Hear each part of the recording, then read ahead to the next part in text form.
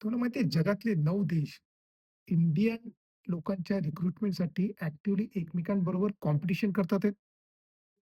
ज्या देशाला जग अजूनही डेव्हलपिंग नेशन म्हणत होतं, तो देश अख्ख्या जगाची ग्लोबल सिस्टम डोळ्यासमोर बदलतोय. कारण त्याची खरी पॉवर स्किल्समध्ये, इंटेलिजन्समध्ये आणि टॅलेंटमध्ये, ना की युद्ध, शस्त्र आणि सँक्शनमध्ये. अशा लोकांना मायग्रेट करून घेण्यासाठी ह्या 9 देशांमध्ये कॉम्पिटिशन चालू आहे. 2023 मध्ये इंडियाचा इकॉनॉमिक ग्रोथ किती होता? 7 to 8% च्या दरम्यान होता. त्यावेळेला ओव्हरऑल युरोपचा एव्हरेज ग्रोथ किती होता? 0.5%. त्यांच्याकडे 27 देश आहेत. आता हा फरक छोटा नाहीये. हा जवळपास 15 टाइम्सचा गॅप आहे आणि हा फरक जगाच्या नजरेतून सुटला नाही. अचानक 9 ग्लोबल पॉवर्स इंडियाकडे लक्ष देऊ लागल्या. पण लोकं समजतात त्या त्या कारणासाठी नाही. आता मी तुम्हाला सांगतो कुठचे देश आहेत ते. ह्याच्यातला सगळ्यात पहिला जो देश आहे, तो आहे सौदी अरेबिया.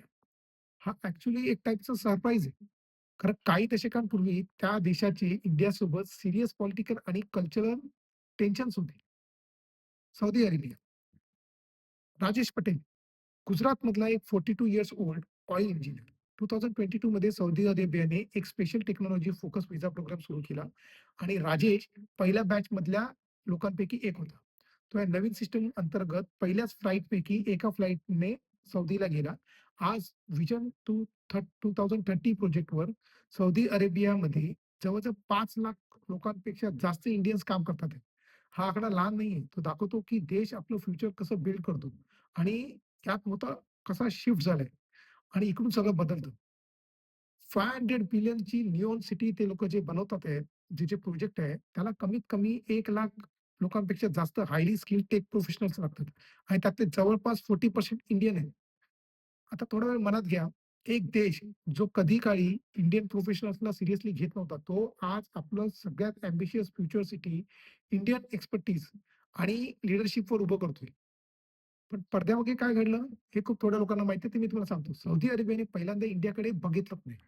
त्यांनी आधी दुसऱ्या 12 देशांकडे बघितलं. तिकडनं रिक्रूट करण्याचा प्रयत्न केला. म्हणजे कोण? साऊथ कोरिया, जपान, जर्मनी हे सगळे त्यामध्ये होते. पण ते पाईपलाईन फेल झाले. कोरियन प्रोफेशनल खूप हाय सॅलरी मागत होते. जॅपनीज कॅन्डिडेट्स लाँग टर्म रिलोकेशनसाठी तयार नव्हते. जर्मन इंजिनिअर्स अशा वर्क कंडिशन मागत होते, ज्या सौदी अरेबियाला स्केलवर त्या रिअलिस्टिकली त्यावेळेला देऊ शकत नव्हता. हे सगळं झाल्यानंतरच सौदी अरेबियाने इंडियाकडे बघितलं. आणि फक्त 6 महिन्यात त्यांच्याकडे 50,000 ॲप्लिकेशन्स आलेले. त्या त्यांना त्यांनी रिक्रूट करायला सुरुवात केली. एका लीक इंटरनल मेमोमध्ये सौदी प्रोजेक्टच्या डायरेक्टरनी हे स्पष्ट लिहिलं होतं, की Indian delivers what others only promise. म्हणजे लोकं फक्त प्रॉमिस करतात, पण इंडियन ते डिलिव्हर करतो. राजेशने नंतर शेअर केलं, की त्याच्या टीमने advance smart city infrastructure system फक्त 8 महिन्यामध्ये पूर्ण केलं, ज्याला ॲक्चुअली ओरिजिनल टाईम त्याचा होता 2 वर्षाचा. त्याच्या सौदी मॅनेजरनी त्याला 2दा प्रमोट केलं आणि तो तिथे जवळपास हे हे न ऐकण्यासारखं आहे, एका वर्षात 2दा प्रमोट होणं. पूर्वी इंडियन प्रोफेशनल्सला अंडर एस्टिमेट करणारे देश आता त्यांच्यासाठी अग्रेसिव्हली कॉम्पीट करतात आहे. पण आता पुढचा देश ऐका. तो पोलाइटली विचारत सुद्धा नाही इंडियनला. त्या देशामध्ये दर 3 मिनिटाला एक इंडियन डेव्हलपर हायर होतो. तो देश म्हणजे जर्मनी.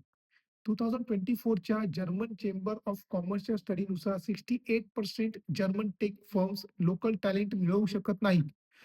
आता तेही हे रिअॅलिटी लपवत पण नाहीये ते. Priya Sharma, 29 years old software engineer बंगलोरमधून. गेल्या मार्चमध्ये तिने LinkedInवर पहिला रिझ्यूमे अपलोड केला. एका महिन्यात फक्त बर्लिनमधून तिला 12 जॉब्स ऑफर मिळाल्या. सॅलरी होती साधारण 85,000 ते $92,000. त्यासोबत तिला फुल रिलोकेशन पॅकेज. प्रिया म्हणाली, "एका इंटरव्ह्यूसाठी मला फर्स्ट क्लास फ्लाइट दिली. मला वाटलं मिस्टेक असेल, पण नव्हती." इंटरव्ह्यूमध्ये जर्मन सीईओ तिला म्हणाला, की "I am not here to negotiate. You tell me what it takes to get you here." म्हणजे मला इकडे तुझ्याबरोबर निगोशिएट करायला बसायचं नाहीये. मला फक्त सांग, की तुला काय हवंय, जेणेकरून तू इकडे येशील. 20 मिनिट्समध्ये जॉब ऑफर मिळाली. तिने अजून फुल पोर्टफोलिओ सुद्धा दाखवले नव्हते. 2020-2023 च्या दरम्यान इंडियनसाठी जर्मनीच्या ब्लू कार्ड अप्रूव्हल्स 234% ने वाढली. आज जर्मन सिटीज एकमेकांशी कॉम्पिटिशनमध्ये आहेत, इंडियन प्रोफेशनल अट्रॅक्ट करण्यासाठी. बर्लिन बोलते, "आम्ही तुम्हाला टॅक्स बेनिफिट देऊ." म्युनिक त्यांना 5,000 वर्कचे डॉलर्सचे जर्मन लँग्वेज कोर्सेस देतात. फ्रँकफर्टमध्ये सबसिडीज हाउसिंग देतात आहेत. प्रियासाठी पर्सनल मेंटॉर जिम मेंबरशिप आणि कल्चरल इंटिग्रेशन स्पेशालिस्ट सुद्धा ठेवण्यात आले. कल्पना करा तुमची इतकी व्हॅल्यू आहे. देशाची इतकी व्हॅल्यू आहे. पूर्ण देश ज्यावेळेला रूल बदलतो, इमिग्रेशनचे रूल बदलतो तुमच्यासाठी, इंडियासाठी. फक्त तुम्हाला अट्रॅक्ट करण्यासाठी. पण जर्मनीला अजून एका देशाची कॉम्पिटिशन आहे. हा तिसरा देश आहे, ज्याला इंडियन प्रोफेशनल्स हवे आहेत, तो म्हणजे कॅनडा. कॅनडा आता इंडियन्सला जे आधी 10 इयर्समध्ये मिळायचं ते फक्त 3 वर्षात देतोय. 2023 मध्ये कॅनेडियन इमिग्रेशनपैकी 40% इंडियन्स होते. स्टॅटिस्टिक कॅनडाच्या 2024 रिपोर्टनुसार इंडियन स्टुडंट दरवर्षी 89 बिलियन कॅनेडियन इकॉनॉमीमध्ये कॉन्ट्रिब्यूट करतात. 89 बिलियन. 1 बिलियन म्हणजे किती? जवळ-जवळ 9,000 करोड. असे 89 बिलियन्स डॉलर्स आपले स्टुडंट्स तिकडे जातात आणि तिकडे कॉन्ट्रिब्यूट करतात.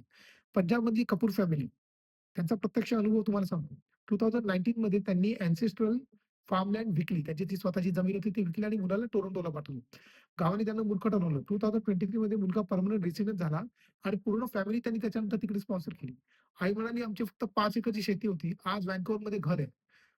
ते जे हसले, तेच आता त्याचा सल्ला घ्यायला येतात. आणि शॉकिंग गोष्ट म्हणजे तो आय-टीमध्ये सुद्धा नव्हता, तो प्लंबर होता. ग्रॅज्युएशन आधीच 4 जॉबच्या ऑफर होता त्याच्याकडे. एक ऑफर जवळ-जवळ $75,000 cash per year. Company vehicle पण आणि त्याच्यामध्ये गॅरंटेड पी-आर तुम्हाला पाथवे देणार. कॅनडाला 5 मिलियन वर्कर्स लागणार आहेत 2025 पर्यंत. इंडियन्स फक्त लेबर गॅप नाही भरत, तर ते नॅशनल इकॉनॉमिक क्रायसिस टाळतात आहेत, कारण त्यांच्या पॉप्युलेशनमध्ये ते ह्या सगळ्या गोष्टी करू शकत नाही. एका प्रायव्हेट कॉन्फरन्समध्ये कॅनेडियन इमिग्रेशन मिनिस्टर म्हणाला होता, की विथआऊट इंडियन इमिग्रेशन हा जी-डी-पी ग्रोथ टर्न्स निगेटिव्ह. जर आम्ही इंडियन्सला इमिग्रेशन नाही दिलं, तर आमचं जी-डी-पी निगेटिव्हमध्ये जाईल. आता पुढचा देश आहे का? United kingdom. पियर्स मॉर्गन स्वतः म्हणाला, "one in few N-H-S doctor is Indian." आमच्याकडे जेवढे डॉक्टर्स आहेत, त्याच्यातले 4 पैकी 1 डॉक्टर इंडियन आहेत. म्हणजे जवळपास 78,000 इंडियन ओरिजिन डॉक्टर्स यूकेची हेल्थ सिस्टम चालवतात आहेत. इंडियन डॉक्टर्स नसते, तर सिस्टमच कोलॅप्स झाला असता. अनु मेनन केरलामधून 2021 ला मँचेस्टरला गेली. इमर्जन्सी मेडिक्लेममध्ये आठवड्याला 60 अवर्स काम होतं.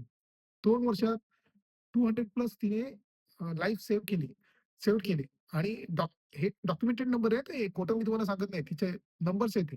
आज ती हेड ऑफ इमर्जन्सी मेडिक्लेम आहे आणि फक्त तिचं वय किती तर 34. दररोज 400 पेशंट ती हँडल करते. अरे बघा 200 वर्ष इंडियावर राज्य करणारा देश आज इंडियावर डिपेंड आहे. आपली हेल्थ सिस्टम चालवण्यासाठी. पुढच्या देशाचा आहे का? तो फक्त इंडियन हायर नाही करत. त्याच्या कंपनीज इंडियन चालवतात आहेत. कोण? युनायटेड स्टेट्स, Google कंपनी, Sundar Pichai, Microsoft, Satya Nadella, Adobe, Shantanu Narayen, IBM, Arvind Krishna. Indian origin CEO चालत असलेल्या कंपनीची कंबाईन्ड व्हॅल्यू आहे 45 ट्रिलियन. 1 ट्रिलियन म्हणजे 1,000 बिलियन आणि 1 बिलियन म्हणजे $9,000 $9,000 crore rupees. Harvard business review 2024 नुसार Indian CEOs S&P 500 एव्हरेजपेक्षा 31% better perform करतात. सत्या नाडेलाने Microsoftला 300 बिलियनचा होता आणि $3 ट्रिलियन वर नेऊन ठेवलं. बिल गेट्स म्हणाला, की American think in quarters and Indian thinks in decade. म्हणजे अमेरिकन हे फक्त पुढच्या 3 महिन्याचा विचार करतात. पण इंडियन हे जवळ-जवळ 10 वर्षाचा, 20 वर्षाचा विचार करतात. आणि इथे स्टोरी थांबत नाही. जपान पॉप्युलेशन ऑलरेडी कोलॅप्स आहे. त्याच्यामुळे इंडियनला रिलोकेट करण्यासाठी $7,000 ची इन्सेंटिव्हज देतो. इंडियन आय-टी प्रोफेशनल 2019-2024 मध्ये कमीत कमी 412% ने वाढले. सोनीने हैदराबादमधल्या विक्रमला 9 मिलियन येन सायनिंग बोनस दिला. फ्री अपार्टमेंट दिलं. लँग्वेज ट्रेनिंग दिलं. सोनीने इंडियन वर्कर्ससाठी आपली वर्क कल्चर बदलली. टॉप 3 मध्ये आहे ऑस्ट्रेलिया. इंडियाला मिलिटरी पार्टनर म्हणून पाठवलं. 43 बिलियन डिफेन्स डील त्यांनी केली. ऑस्ट्रेलियन पीएम म्हणाला, "we need Indian more than India needs us." म्हणजे आम्हाला इंडियाची जेवढी गरज आहे, तेवढी इंडियाला सुद्धा इंडियाची गरज नसेल. फ्रान्स ओपनली म्हणतो, इंडियाशिवाय इकॉनॉमी आमची सफर करेल आणि शेवटी सगळ्यात सरप्रायझिंग कंट्री म्हणजे चायना. एका लीक्ड सी डॉक्युमेंटमध्ये लिहिलं होतं, "India is the only country capable of replacing China." Apple, Samsung, Tesla manufacturing इंडियामध्ये शिफ्ट करतात आहे. टिम कुक म्हणाला, "India is not a next China. India is the first China." 2 दशकं इंडियन देश सोडून अपॉर्च्युनिटी शोधतोय. हा देश इंडियासाठी कॉम्पिटिशन करतात आहेत. इंडिया फक्त ग्लोबल टेबलवर बसत नाही. इंडिया तो टेबलच बदलतोय. खरा प्रश्न आहे, की इंडिया या पॉवरचा काय वापर करेल? आणि तुम्ही जर उद्या तुम्हाला 1,50,000 डॉलर्स अपॉर्च्युनिटी मिळाली, तर तुम्ही इंडिया सोडून जाल का? इथे काहीतरी डीपर आहे, जे तुम्हाला इथेच ठेवतो. त्याच्यासाठी तुम्ही इथे राहाल का तुम्ही हा देश सोडून तिकडे जाल? Please comment. Thank you so much.